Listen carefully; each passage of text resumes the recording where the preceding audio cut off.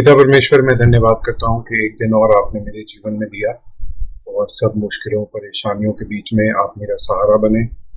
आपने मुझे कंफर्ट किया प्रभु जब मैं परेशान था। मैं प्रार्थना करता हूँ प्रभु इस समय के लिए कि इस समय जब हम आपके पाक वचन को खोलते हैं तो प्रभु आप उससे हमें सिखाइए। जो आपके वचन की सच्चाई है और जो गहराई है वो हमें सिखाइए प्रभु। हम अपने मन से उसमें कुछ भी ना जोड़ने वाले हो सकें, अपनी बुद्धि का सहारा ना लेके उसमें कुछ ऐड करने वाले हो सकें, पर प्रभु पवित्र आत्मा आप हमें सिखाइए। आप हमारे टीचर बने। ये प्रार्थना मैं प्रभु यीशु के नाम से मांगता हूँ, आमीन। दोस्तों, आज हम कंटिन्यू करते हैं अपनी स्टडी को और आज एक इंटरेस्टिंग टॉपिक देखेंगे। 48 जो घटना है, हम 47 से शुरू करेंगे, लेकिन जो 48वीं घटना है यहाँ पे लिखा है यहूदियों का ईश्वर निंदा का आरोप यीशु मसीह के ऊपर। लेकिन ये घटना वो है जहां पे वो यह बोलते हैं कि यीशु जो है वो शैतान का सहारा लेके लोगों के अंदर से दुष्ट आत्मा निकालता है। और यीशु कहते हैं कि यह जो पाप है वो पवित्र आत्मा के विरुद्ध पाप है और हर पाप क्षमा किया जाएगा, लेकिन पवित्र आत्मा के विरुद्ध किया हुआ पाप क्षमा नहीं किया जाएगा, ना इस संसार में ना आने वाले संसार में। तो काफी इंपॉर्टेंट घटना है, इसको लेके काफी सारे व्यूज हैं और इसको हम देखेंगे। तो सबसे पहले हम शुरू करते हैं 47 से। इसमें हम देखते हैं यीशु के साथ साथ कौन लोग थे जब यीशु सेवकाई कर रहे थे, और ये हम पढ़ते हैं लूका रचित सुसमाचार उसके 8वें अध्याय 1 से 3 आयत में। ठीक है, यहाँ पे इस तरह से लिखा है, इसके बाद वह नगर नगर और गांव गांव प्रचार करता हुआ और परमेश्वर के राज्य का सुसमाचार सुनाता हुआ फिरने लगा। कौन? यीशु मसीह। ठीक है, और वे 12 उसके साथ थे। जो 12 चेले प्रभु यीशु मसीह ने चुने थे वे उनके साथ थे प्रभु यीशु के, और कुछ स्त्रियां भी जो दुष्ट आत्माओं से और बीमारियों से छुड़ाई गई थी, और वे यह हैं। तो प्रभु यीशु के साथ 12 चेले थे और कुछ स्त्रियां थी जो दुष्ट आत्माओं और बीमारियों से छुड़ाई गई थी, और उनके नाम दिए हुए हैं। उनमें से कुछ के मरियम जो मैगदलीनी कहलाती थी, जिसमें से 7 दुष्ट आत्माएं निकली थी। अब देखिए, कई जगह जो मूवी आई थी ना पैशन ऑफ द क्राइस्ट, शायद उसमें जो वुमन कॉट इन अडल्ट्री थी, जिस स्त्री को व्यभिचार में पकड़ा था और जिसको पत्थर मारने वाले थे, वो सेम एक्ट्रेस थी जिसने मैरी मैगदलीनी का किरदार निभाया था। तो शायद उस पिक्चर के बेसिस पे या और जो पिक्चरें हैं उनको देख के हम ये सोचते हैं कि जो ये मरियम मैगदलीनी थी ये वही थी, the woman caught in adultery, या फिर ये प्रोस्टिट्यूट थी, देह व्यापार करने वाली स्त्री थी। लेकिन वचन में ऐसा नहीं लिखा। वचन में मरियम मगदलीनी के लिए, मैरी मैगदलीनी के लिए सिर्फ इतना लिखा है कि इसमें से 7 दुष्ट आत्माएं निकाली गई थी। तो एक तो ये थी प्रभु यीशु मसीह के साथ। फिर हेरोदस के भंडारी खूजा की पत्नी जोआना है इंग्लिश में, यहाँ पे योआना लिखा है। तो ये जोआना जो थी हेरोड का जो भंडारी था उसकी पत्नी थी। और इसको, इन नामों को ना इंग्लिश में ही देखना पड़ेगा, ये हिंदी में मेरे को नहीं समझ आएंगे। तो जोआना जो वाइफ ऑफ चूजा थी, हेरोड के स्टूवर्ड की, और Susanna and many others which ministered unto him of their substance. इसको हिंदी में क्या लिखा है? तीन लेडीज के नाम दिए हुए हैं, ठीक है ना, मैरी मैगदलीनी और योहाना और सुजैन, और बहुत सी और स्त्रियां थी। ये तो अपनी संपत्ति से उसकी सेवा करती थी। मतलब ये जो लेडीज थी, दे वर सपोर्टिंग द मिनिस्ट्री। प्रभु यीशु मसीह की जो सेवकाई थी उसमें ये योगदान करते थे। ठीक है, तो ये एक इंपॉर्टेंट घटना है, इसको भी याद रखना है। ये हमने देखा 47। अब हम देखते हैं जो पवित्र आत्मा के विरुद्ध पाप है वो क्या है, और ये हमें इस पैसेज में मिलता है। 3 जगह मेंशन है, मती, मार्कुस और लूका, तीनों सुसमाचार में ये कहानी पाई जाती है। तो आइए इस पे जल्दी से नजर डालते हैं। मती 12-22 से इसकी शुरुआत है। मती 12 और 22 से आगे पढ़ते हैं कहां तक ये कहानी है। देखिए, यहाँ पे टाइटल भी दिया हुआ है, blasphemy against the Holi spirit. अब यहाँ कहानी पे ध्यान दीजिएगा कि क्या हो रहा है कहानी में। ठीक है, तब लोग एक अंधे गूंगे को जिसमें दुष्ट आत्मा थी उसके पास लाए, प्रभु यीशु के पास लाए, और उसने उसे अच्छा कर दिया। और वह गूंगा बोलने और देखने लगा। तो ये अंधा गूंगा था, प्रभु यीशु मसीह के पास लाए, दुष्ट आत्मा से ग्रसित था, प्रभु यीशु मसीह ने इसे ठीक कर दिया। इस पर सब लोग चकित होकर कहने लगे, यह क्या दाऊद की संतान है? प्रभु यीशु मसीह के लिए कहने लगे कि क्या ये दाऊद की संतान है। इसका मतलब वो ये सवाल पूछ रहे हैं कि क्या ये वही मसीहा नहीं है जो प्रॉमिस किया गया था, जो पुराने नियम में जिसका वादा किया गया था। क्योंकि मसीहा के विषय में ये लिखा है कि वो दाऊद के घराने से होगा, है ना। जो भविष्यवाणियां थी क्राइस्ट के विषय में, वहां पे लिखा है he will be from the family of David. फिर फरीसियों ने यह सुनकर कहा, यह तो दुष्ट आत्माओं के सरदार शैतान की सहायता के बिना दुष्ट आत्माओं को नहीं निकालता। अब फरीसी जब ये देख रहे हैं कि ये लोग जीसस को एक मसीहा के रूप में मानने की तरफ जा रहे हैं, मानने की ओर जा रहे हैं, तो उन्होंने यह सुनकर कि क्या ये दाऊद की संतान है, उन्होंने कहा कि यह तो दुष्ट आत्माओं के सरदार शैतान की सहायता के बिना दुष्ट आत्माओं को नहीं निकालता। और उसने उनके मन की बात जानकर उनसे कहा, प्रभु यीशु मसीह ने उनसे कहा उनके मन की बात जानकर, जिस किसी राज्य में फूट होती है वह उजड़ जाता है, और कोई नगर या घराना जिसमें फूट होती है बना न रहेगा। और यदि शैतान ही शैतान को निकाले तो वह अपना ही विरोधी हो गया, फिर उसका राज्य कैसे बना रहेगा? भला यदि मैं शैतान की सहायता से दुष्ट आत्माओं को निकालता हूं, तो तुम्हारे वंश किसकी सहायता से निकालते हैं? इसलिए वे ही तुम्हारा न्याय करेंगे। और यदि मैं परमेश्वर के आत्मा की सहायता से दुष्ट आत्माओं को निकालता हूं, तो परमेश्वर का राज्य तुम्हारे पास आ पहुंचा है। प्रभु यीशु मसीह क्लैरिफाई कर रहे हैं, एक तरह से इनडायरेक्टली यही कह रहे हैं कि परमेश्वर का राज्य तुम्हारे पास आ पहुंचा है, मतलब जो मसीहा जिसका वादा किया गया था वो तुम्हारे पास आ चुका है। या कैसे कोई मनुष्य किसी बलवंत के घर में घुसकर उसका माल लूट सकता है जब तक कि पहले उस बलवंत को न बांध ले? मतलब शैतान की दुष्ट आत्माओं को निकालने के लिए पहले शैतान को रिस्ट्रिक्ट करना पड़ेगा ना, उसको बांधना पड़ेगा। बांधने का मतलब वो नहीं है जो प्रार्थना में बोलते हैं कि मैं शैतान को बांधता हूं। यहाँ पे मतलब ये है कि उसको रिस्ट्रिक्ट करना, कि तू इतना ही काम करेगा, इससे आगे काम नहीं करेगा, और तब वह उस घर को लूट लेगा। जो मेरे साथ नहीं वह मेरे विरोध में है। यहाँ पे ऐसा लगता है प्रभु यीशु मसीह जो फरीसी हैं उनके विषय में बात कर रहे हैं। और ये बोलना यहाँ पे जरूरी इसलिए है क्योंकि एक जगह यीशु मसीह इसकी उल्टी बात भी कहते हैं कि जो हमारे विरोध में नहीं है वो हमारे साथ है। वहां पे बात हो रही थी जो लोग बपतिस्मा दे रहे थे, यहाँ पे बात हो रही है फरीसियों की जो लोगों को भटकाने की कोशिश कर रहे हैं, सच्चे मसीहा से दूर करने की कोशिश कर रहे हैं, है ना। तो इसलिए यीशु कहते हैं कि जो हमारे साथ नहीं है, जो मेरे साथ नहीं है वो मेरे विरोध में है, और जो मेरे साथ नहीं बटोरता वह बिखेरता है। मतलब ये एक तरह से सुसमाचार का प्रचार हो रहा है, लोग विश्वास में आने की कोशिश कर रहे हैं, लेकिन ये लोग बिखरा रहे हैं, उन लोगों को भ्रमाने की कोशिश कर रहे हैं। तो इसकी बात यहाँ पे प्रभु यीशु मसीह कर रहे हैं। फिर वो क्या कहते हैं, इसलिए मैं तुमसे कहता हूं कि मनुष्य का सब प्रकार का पाप और निंदा क्षमा की जाएगी, पर पवित्र आत्मा की निंदा क्षमा न की जाएगी।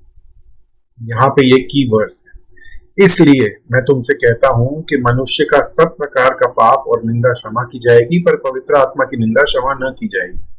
जो कोई मनुष्य के पुत्र के विरोध में कोई बात कहेगा उसका यह अपराध क्षमा किया जाएगा, परंतु जो कोई पवित्र आत्मा के विरोध में कुछ कहेगा उसका अपराध न तो इस युग में न ही आने वाले युग में क्षमा किया जाएगा।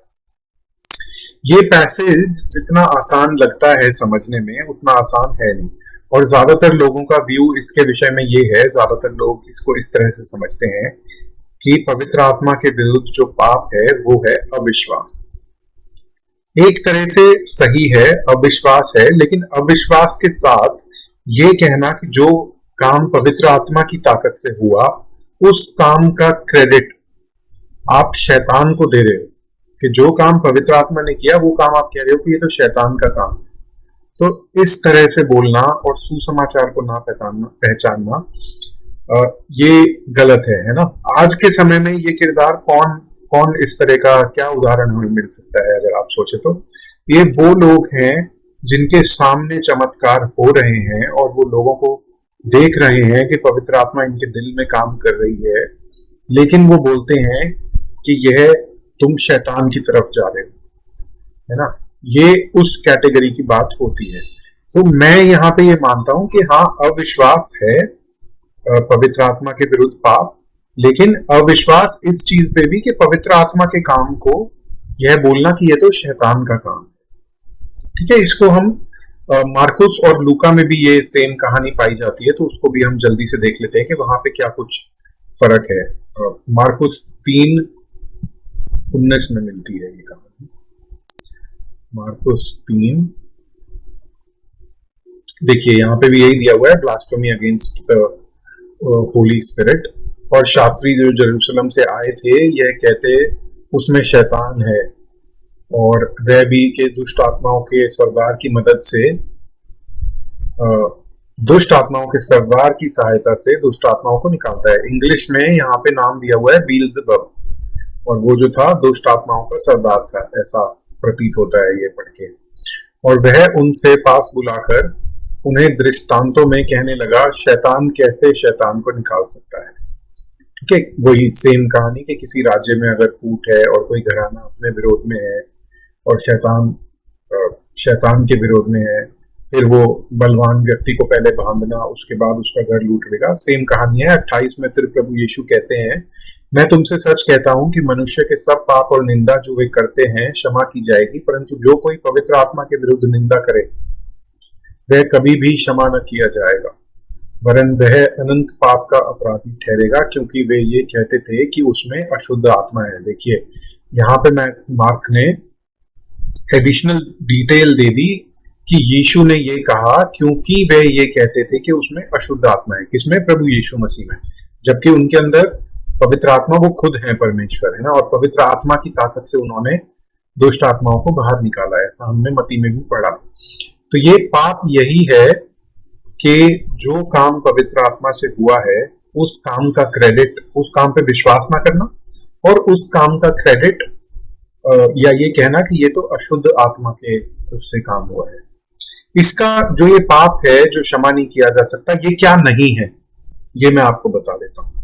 मजाक उड़ाना प्रभु यीशु का या पवित्र आत्मा का, और मैं ये नहीं कह रहा कि आप ये करिए, पर लोग करते हैं तो हम लोगों को गलत इल्जाम लोगों के ऊपर ना लगा दें, इसलिए अपनी समझ के लिए मैं ये बता रहा हूं कि पवित्र आत्मा को गाली देना या कुछ बुरा बोल देना, क्योंकि मसीह लोग डर जाते हैं कि कहीं मैंने तो ये पाप नहीं किया पवित्र आत्मा के विरुद्ध। तो गुस्से में अगर आपने कभी आपकी प्रार्थना नहीं आंसर हुई, या कभी कोई किसी का बच्चा बीमार है, किसी के मम्मी पापा बीमार हैं और प्रार्थना करने के बाद भी वो नहीं ठीक हुए, उनकी डेथ हो गई, उस समय पे परेशानियों के समय में लोग बोल देते हैं कुछ कुछ, है ना, गुस्से में, अनजाने में। वो पवित्र आत्मा के विरुद्ध पाप नहीं गिना जाएगा। ठीक है, तो अगर आपने ऐसा कभी पास्ट में किया है तो ये मत सोचिए कि आपने पवित्र आत्मा के विरुद्ध ऐसा पाप कर दिया जो अब क्षमा नहीं किया जा सकता। ठीक है।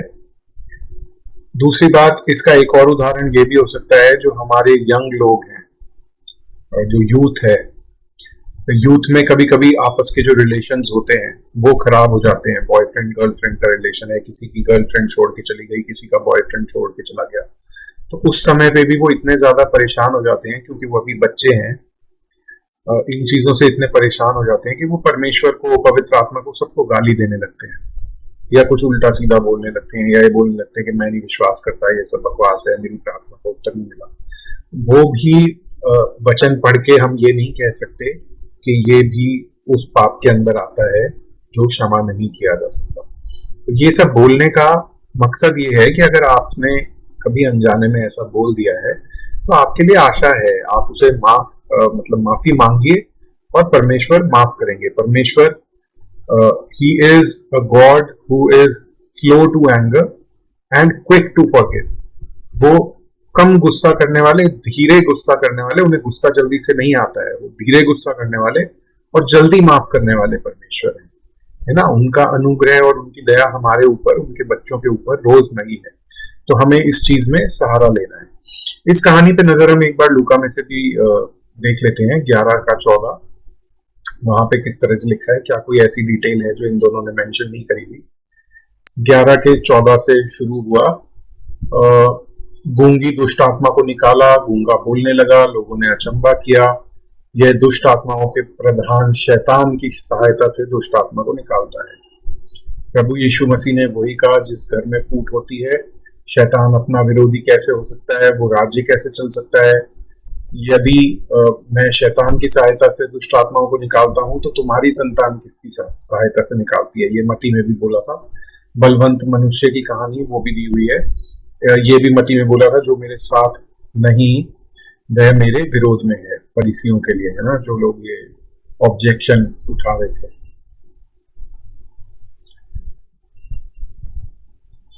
जब अशुद्ध आत्मा, अच्छा यहाँ पे देखिए, ये यहाँ पे नहीं बोलते, वो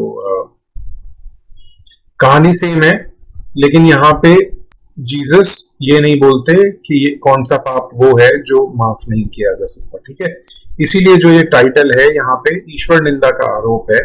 यहाँ पे टाइटल ये नहीं है कि पवित्र आत्मा के विरोध में पाप कौन सा है, क्योंकि वो सिर्फ मती और मार्कुस में डिफाइंड है। लूक में कहानी सेम है लेकिन वहां पे ये नहीं मेंशन किया हुआ कि ये पवित्र आत्मा के विरोध में पाप है जो कि माफ नहीं किया जा सकता। ठीक है, तो ये यहाँ पे डिटेल में फर्क है। इसके बाद हम देखते हैं चिन्ह ढूंढने वालों को डांटा गया, और ये हम देखते हैं 11:29, क्योंकि हम लूका में हैं तो पहले लूका में ही देख लेते हैं। देखिए, जब बड़ी भीड़ इकट्ठी होती जाती थी तो वह कहने लगा, इस युग के लोग बुरे हैं, वे चिन्ह ढूंढते हैं। अब क्या इस बात से हम ये कह सकते हैं कि जो लोग चिन्ह देख के विश्वास करते हैं वो बुरे हैं? मुझे नहीं पता कि ऐसा हम कह सकते हैं या नहीं। इंग्लिश में देखें इसको क्या लिखा है, इंग्लिश में भी देख लेते हैं। हाँ, इवल जेनरेशन लिखा है, तो बुरा तो लिखा है क्लियरली। ठीक है, तो प्रभु यीशु मसीह कह रहे हैं कि इस युग के लोग बुरे हैं, वे चिन्ह ढूंढते हैं, पर योना के चिन्ह को छोड़ कोई और चिन्ह उन्हें नहीं दिया जाएगा। जैसे योना निनवा के लोगों के लिए चिन्ह ठहरा, वैसे ही मनुष्य का पुत्र भी इस युग के लोगों के लिए ठहरेगा। दक्षिण की रानी का न्याय के दिन इस समय के मनुष्यों के साथ उठकर उन्हें दोषी ठहराएगी।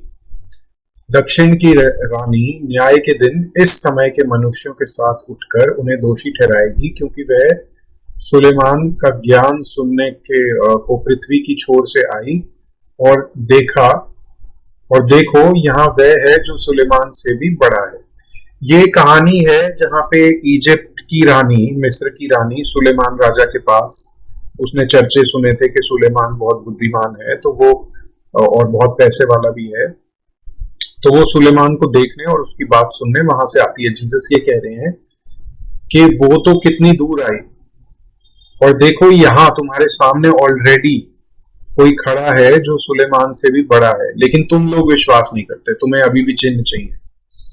निनेवा के लोग न्याय के दिन इस समय के लोगों के साथ खड़े होकर उन्हें दोषी ठहराएंगे। अब देखिए, इस पे हम काफी बात कर सकते हैं, क्योंकि निनेवा के लोगों ने बहुत अच्छे से पश्चाताप किया था अपने पाप का, जब उनको योना ने वचन सुनाया परमेश्वर का, है ना। लेकिन ये लोग ऐसे हैं कि ये प्रभु यीशु मसीह को साक्षात देख रहे हैं, सारे चमत्कारों को देख रहे हैं, लेकिन फिर भी विश्वास नहीं कर रहे, फिर भी चिन्ह मांगते जा रहे हैं और ज्यादा, क्योंकि उन्होंने योना का प्रचार सुनकर मन फिराया, और देखो यहाँ वह है जो योना से भी बड़ा है। ठीक है, यही कहानी मैथ्यू 12:38 में भी है, इसको भी देख लेते हैं।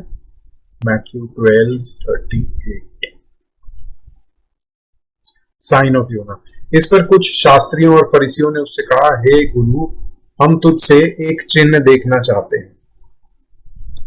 देखिए, वही सेम बात है।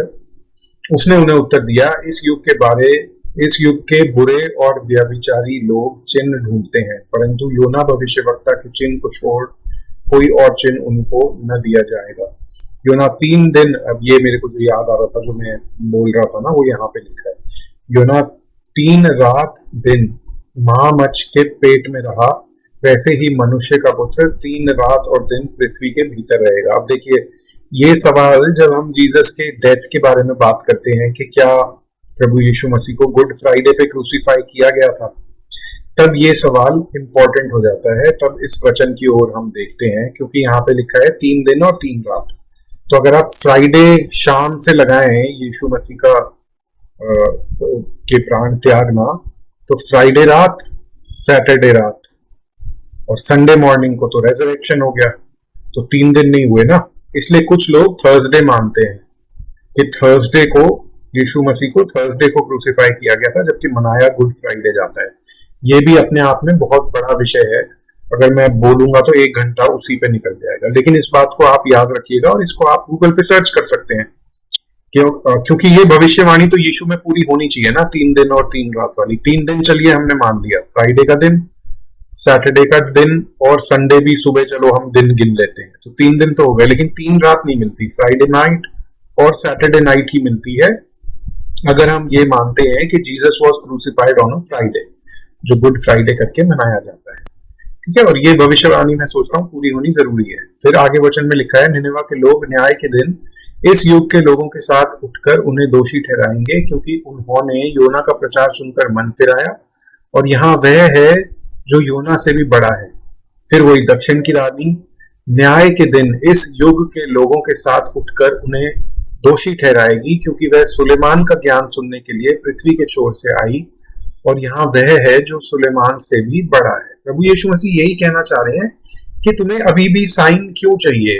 इतना सब तो देख लिया, इतनी बातें सुन ली, सुसमाचार का प्रचार यीशु कर रहे थे, वो सब तुमने सुन लिया, लेकिन अभी भी तुम्हें चिन्ह चाहिए। और एक बार मुझे याद आता है, एक मेरे मित्र थे जो मेरे से यंग थे, नए विश्वास में आए, तो उन्होंने मेरे से सवाल पूछा, जो शायद आपका भी सवाल हो सकता है।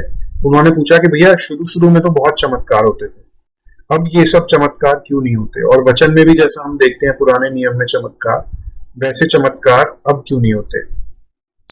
इसका मैं शॉर्ट में आपको ये आंसर देता हूं कि पुराने नियम में यह लिखा है कि जब एक पीढ़ी चली गई तो दूसरी पीढ़ी आई जो परमेश्वर को नहीं जानती थी, और जिसने वह चमत्कार नहीं देखे थे जो परमेश्वर ने इजराइल के लोगों के लिए किए थे। ठीक है, तो अगर हर पीढ़ी चमत्कार देख के ही विश्वास करेगी, तो फिर परमेश्वर को हर पीढ़ी के व्यक्ति के लिए, हर व्यक्ति के लिए अलग अलग चमत्कार करने पड़ेंगे जिससे कि वो विश्वास करे, है ना। तो इसीलिए चिन्ह और चमत्कार देख के विश्वास करना प्रभु यीशु मसीह के ऊपर अपने उद्धारकर्ता के रूप में एक आइडियल सिचुएशन नहीं है। अब मैं ये नहीं कह रहा कि चिन्ह और चमत्कार नहीं होते, या चिन्ह और चमत्कार जिसके साथ हो रहे हैं उसे विश्वास नहीं करना चाहिए, लेकिन विश्वास अगर आप प्रभु यीशु मसीह पे करते हैं और उद्धार पाने के लिए विश्वास करते हैं, तो उसके जो सबसे महत्वपूर्ण पहलू हैं वो ये हैं कि यीशु मसीह ने हमारे पापों के लिए क्रूस पर अपनी जान दी, वो मारे गए, गाड़े गए और तीसरे दिन मुर्दों में से जी उठे। ठीक है, इस वचन को, इस सुसमाचार को, इस खुशखबरी को कि हमारे पाप यीशु ने अपने ऊपर ले लिए, और उन्होंने जो बिना पाप का निष्कलंक, जैसे मेमना होता था ना जो निष्कलंक होता था जिसकी बलि दी जाती थी, उस तरह प्रभु ने निष्कलंक जीवन जी के जो पवित्रता बटोरी, वो पवित्रता हमारे ऊपर दे दी। तो न्याय के दिन हमारा पाप प्रभु यीशु मसीह के ऊपर था, और उसकी यीशु मसीह की पवित्रता हमारे ऊपर थी। और यह सुसमाचार है, यह हमें बचाता है नरक से, और परमेश्वर की जो दंड की आज्ञा है, परमेश्वर का जो गुस्सा पाप के प्रति है, उससे। ठीक है, तो इस सुसमाचार को सुन के विश्वास कीजिए, ना कि चिन्ह और चमत्कारों को देख के। ये आज की कलीसिया की बहुत बड़ी प्रॉब्लम है कि लोग चिन्ह और चमत्कारों के पीछे जाते हैं, सच्चे सुसमाचार जो बिल्कुल साफ साफ क्लियर गॉस्पेल जो शेयर करी जाती है, उसको सुन के उनके अंदर भाव नहीं आते। उनको कुछ एक्साइटिंग चाहिए, कुछ सेंसेशनल चाहिए, है ना। तो ये गलत है, ये अनबिब्लिकल है, ऐसा नहीं होना चाहिए। और यहाँ पे कहीं ना कहीं प्रभु यीशु मसीह इसी बात को एड्रेस कर रहे हैं कि तुम जो चिन्ह मानते हो, तुम्हें कोई चिन्ह नहीं दिया जाएगा सिवाय जोना के चिन्ह के। जैसे जोना 3 दिन और 3 रात मछली के पेट में रहा, वैसे ही प्रभु यीशु मसीह भी, जो मसीहा है, वो भी 3 दिन और 3 रात मछली के पेट में रहेगा। ठीक है, तो यहाँ पे हमने ये भी हमने देख लिया कि यीशु ने चिन्ह ढूंढने वालों को डांटा। अब हम कल देखेंगे कि अपने माँ और अपने भाइयों के बारे में मसीह ने क्या कहा। प्रभु यीशु मसीह कहीं प्रचार कर रहे थे और कुछ लोग आके कहते हैं कि तेरे माँ और तेरे भाई हैं। यीशु कहते हैं कि वो माँ और भाई मेरे वो हैं जो परमेश्वर की आज्ञाओं को सुनते और उन पे चलते हैं। इसको हम कल देखेंगे। मैंने थोड़ा सा आपको बता दिया इसके बारे में, पर इसको हम डिटेल में कल पढ़ेंगे। तो आज आइए हम प्रार्थना के साथ समाप्त करते हैं और उन बातों को याद करते हैं जो आज हमने पढ़ी और प्रार्थना करते हैं। पिता परमेश्वर, हम उन स्त्रियों को देखते हैं जो आपकी सेवकाई को सपोर्ट करती थी और जिनका योगदान आपकी सेवकाई में था। प्रभु, हम भी जहां तक हो सके आपकी सेवकाई में योगदान करने वाले हो सकें, उन लोगों को योगदान देने वाले हो सकें जो सच में आपकी सेवकाई कर रहे हैं, जो ट्रू मिनिस्ट्री कर रहे हैं प्रभु, और दूसरे लोगों को हम भी सपोर्ट करने वाले हैं। प्रभु, मैं ये भी देखता हूँ आपके वचन में कि स्त्रियों को आपने सेकंड क्लास सिटीजन नहीं माना, आपने स्त्रियों को एक अहम दर्जा दिया। मरियम मगदलीनी, जिसके विषय में लिखा है कि आपने उसके अंदर से 7 दुष्ट आत्माएं निकाली थी, वो सबसे पहली थी जो आपकी कब्र पे पहुंची। प्रभु, आपने स्त्रियों को रिस्पेक्ट दी, उनको प्रोमिनेंस दी, उनको एक ऊंचा स्थान अपने वचन में दिया है। तो प्रभु, हम भी उससे सीखते हुए लेडीज की, स्त्रियों की रिस्पेक्ट करने वाले हों और उनको ये ना सोचें कि ये कमजोर हैं और हमारे अधीन हैं, पर परमेश्वर उनसे भी उनको हम, जैसा आपका वचन बताता है, जैसा आपने उदाहरण हमारे सामने रखा, उसी तरह से उनको भी हम अपने जीवन में भी देखने वाले हो सके। पिता परमेश्वर, जिस तरह से हमने देखा कि जो यहूदी फरीसी थे, उन्हें इतने चमत्कार देखने के बाद भी उन्होंने वह पाप किया जो पवित्र आत्मा के विरोध में है और जो क्षमा नहीं हो सकता, कि उन्होंने पवित्र आत्मा के काम को शैतान का काम बताया। पिता परमेश्वर, ऐसा होने दीजिए कि हम भी अविश्वासी ना रहें और हमसे अविश्वास में ऐसा पाप ना हो जो पवित्र आत्मा के विरोध में हो। जो प्रभु हम पहचानने वाले हों, हमें ये गिफ्ट दीजिए, द गिफ्ट ऑफ डिसर्नमेंट, सही गलत की पहचान, सही आत्मा और बुरी आत्मा की परख करने का जो वरदान है वो हमें मिलने वाला हो सके प्रभु, और हमारे जीवन में भी ये पाप ना हो। पिता परमेश्वर, हमें उन लोगों में से मत बनाइए जो हर चीजों के लिए चिन्ह ढूंढते हैं, पर परमेश्वर हमारा भरोसा आपके वचन पे हो, जैसा कि आपने थोमा से भी कहा कि धन्य हो तुम जिन्होंने देखकर विश्वास किया, पर कितने ज्यादा धन्य वो हैं जिन्होंने बिना देखे विश्वास किया है। तो प्रभु, हम उन लोगों में ही पाए जाएं जो कि ज्यादा धन्य हैं और जिनका रिश्ता प्रभु आपके साथ चमत्कारों के ऊपर आश्रित और निर्भर नहीं है। पिता परमेश्वर, धन्यवाद करता हूँ आज के समय के लिए, और ये प्रार्थना प्रभु यीशु मसीह के नाम से मांगता हूँ, आमीन।